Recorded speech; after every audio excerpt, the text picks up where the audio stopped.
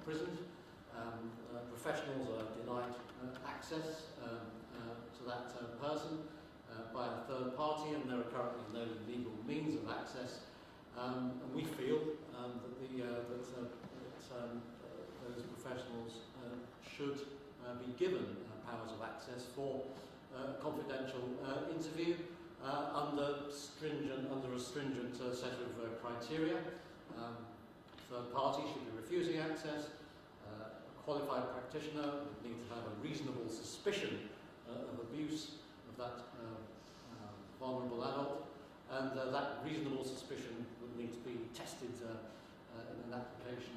81% of respondents agreed with the proposal. There should be a new power of entry to enable the local authority to speak to someone who has a mental capacity, who they think could be at risk of abuse or neglect, if a third party was preventing it.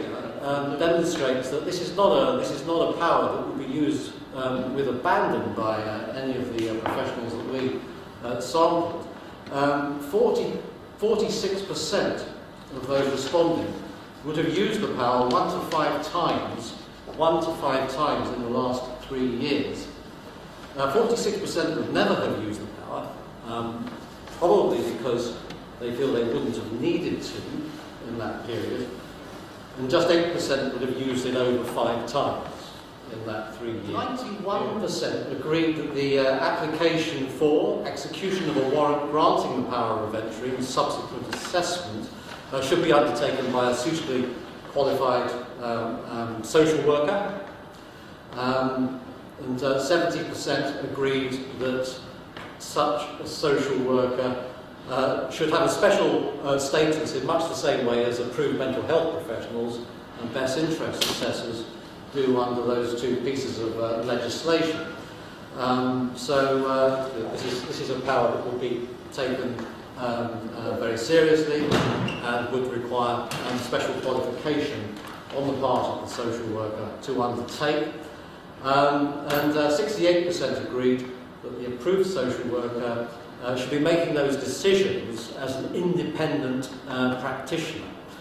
In other words, for example, although pressure could be brought to bear by the management structure within the organisation for which they work, this would be an independent professional How might that power of access be used? Well, we asked people to tell us the kinds of circumstances in their experience under which they want to use it.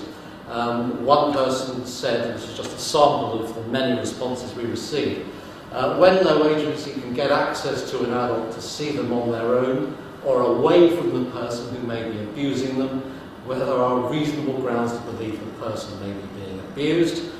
Another one said, where safeguarding concerns are raised and there is a need to speak to the person alleged to have been harmed in private to assess the situation, their capacity and obtain their wishes and feelings.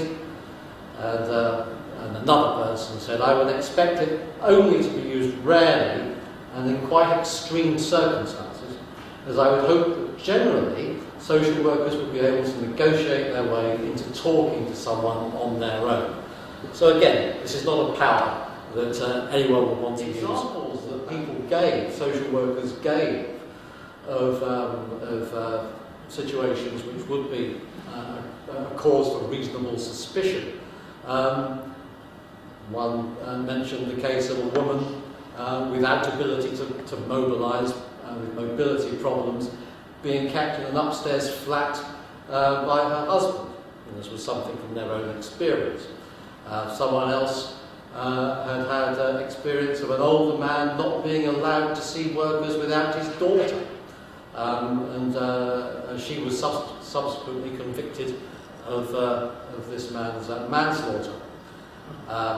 Another example was an adult male with moderate learning disabilities was allegedly being abused by family in his home.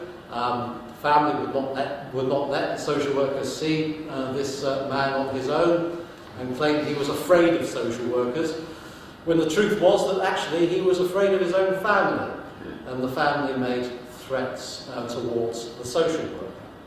And finally, another example was someone's son was stealing from her and prevented her from meeting with workers alone with the use of threats and intimidation. And then the son was involved in an accident, which was how services finally gained access and discovered the true circumstances.